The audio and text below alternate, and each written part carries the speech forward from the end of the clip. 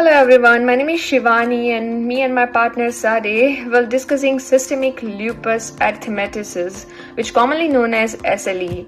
So before discussing the disease itself, let's case study of Laurie Carter.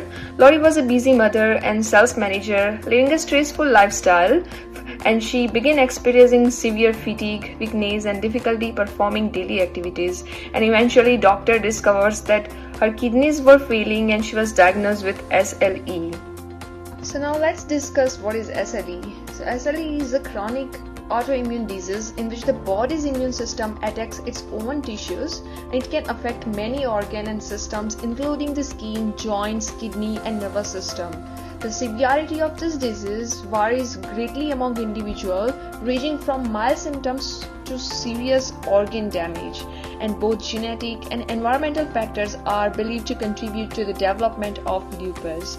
So in Laurie's case, lupus affect her kidneys, causing serious complications before the disease was diagnosed. So lupus is relatively uncommon but affects a significant number of Canadians. More than 1 in every 1,000 Canadians live with lupus, and the study from Alberta found that the prevalence nearly doubled between 2000 and 2015, increasing from 48 to 90 cases per 100,000 people. Lupus predominantly affects women, who are 6 to 9 times more likely than men to develop the condition, especially during their reproductive years, and most people are diagnosed between the ages of 15 to 45, which means the disease often affects people during their most active working and family years. So in Laurie's case, Laurie was diagnosed during adulthood, which reflects the age group most commonly affected by lupus. So let's see what are the risk factors of lupus. So it can develop due to combination of genetic, hormonal, environmental and lifestyle factors. Individuals with a family history of autoimmune disease are at a higher risk, and women, especially between the ages of 15 and 45, are affected much more often than men. And also environmental triggers such as UV exposure, infection, smoking and certain medication may activate the disease. And although stress does not directly cause lupus, it can worsen symptoms and trigger flares up in susceptible individuals. And looking at Laurie's case, she described living a highly stressed lifestyle before she diagnosed, and while stress did not directly cause lupus, it may have contributed to disease activation and worsening the symptoms. To understand SLE, first we need to understand what happened inside the body. So SLE develops when genetic and environmental factors cause the immune system to malfunction.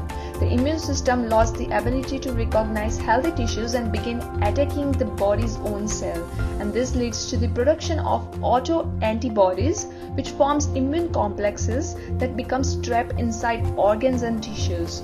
Then this immune complexes triggers chronic inflammation, causing tissue damage over the time. As a result, lupus can affect multiple organs including kidneys, skin, joints, brain and cardiovascular system.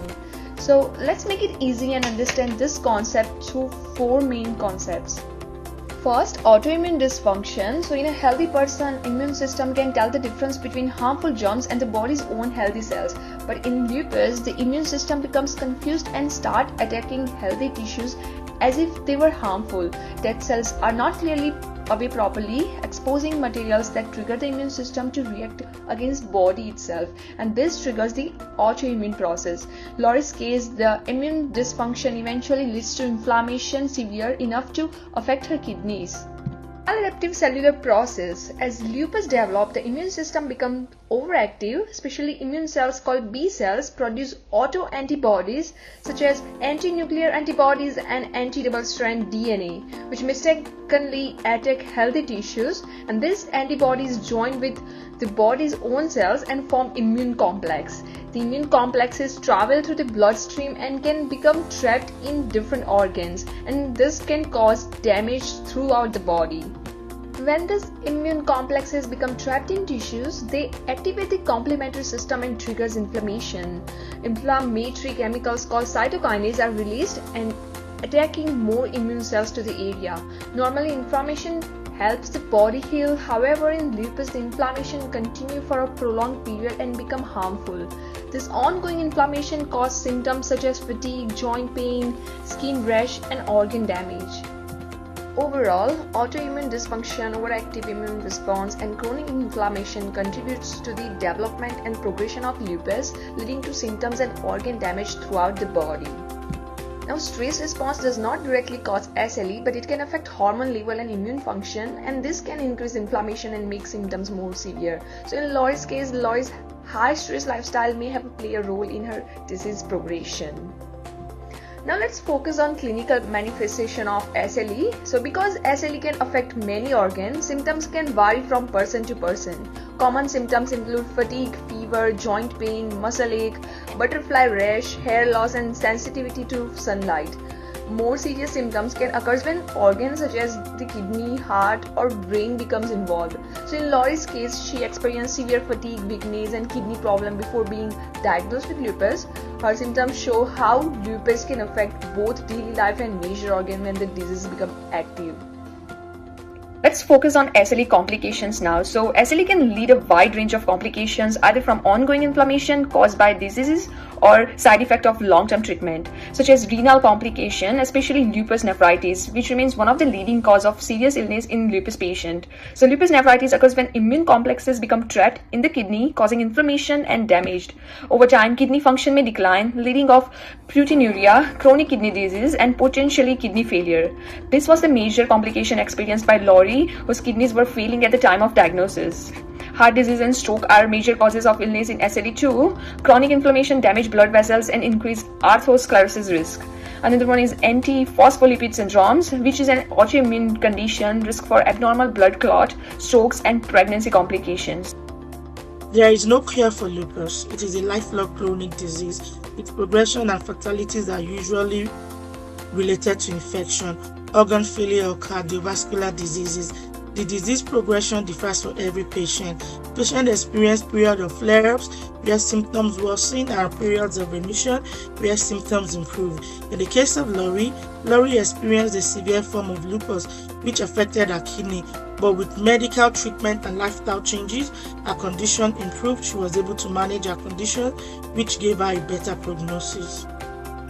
Next, health aid. Signs and symptoms varies in individuals. No single test can diagnose lupus. Series of clinical findings and laboratory tests are needed to diagnose lupus. Symptoms and medical history are reviewed, a physical examination is done, and some of the most common diagnostic blood tests are ANA, anti-nuclear antibody, which is positive in most patients.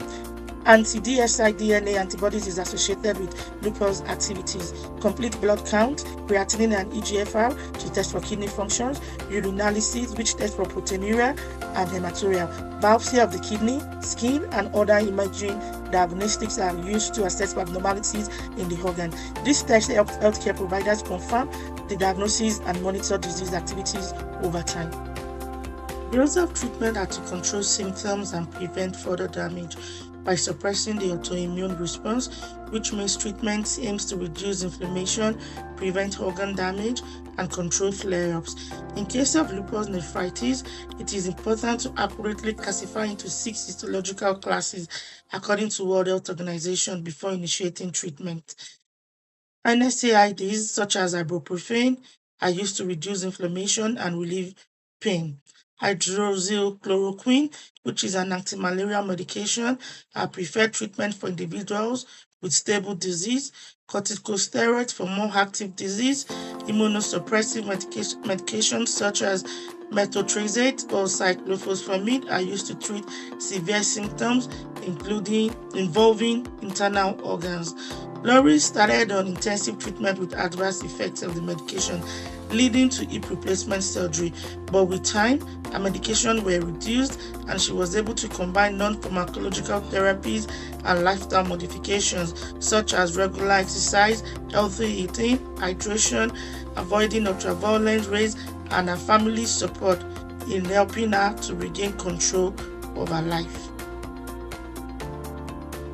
Nurses play a critical role in the management of lupus. They administer medication, monitor symptoms and other complications, assess kidney and other organ functions. Most importantly, nurses educate the patient, educating patients about medication, never to take any over-the-counter medication without notifying the doctor, signs and symptoms to watch out for to prevent further complications or organ failure, importance of infection control and hand hygiene, flare prevention strategies like staying out of the sun, using sunscreen and adequate sleep. Nurses teach the patient the importance of adhering strictly to treatment plan, to take their medication and attend all follow-up appointments. They provide all available resources for diet, stress management and support group like the Lupus Ontario. Let's do knowledge check, myth versus reality of lupus. Lupus only affect the skin. Lupus can affect multiple organs. Lupus is contagious. Lupus is an autoimmune disease. People with lupus cannot live normal lives. Many people live active and fulfilling life with proper treatment. In conclusion, systemic lupus erythematosus is a chronic autoimmune disease that results from immune dysfunction, chronic inflammation, and ongoing tissue damage. Lori's stories demonstrate both the challenges and resilience associated with living with lupus. Although the disease can cause serious complications, early diagnosis, effective treatment, lifestyle modification, and strong family and community support can significantly help patients live a full life with improved prognosis.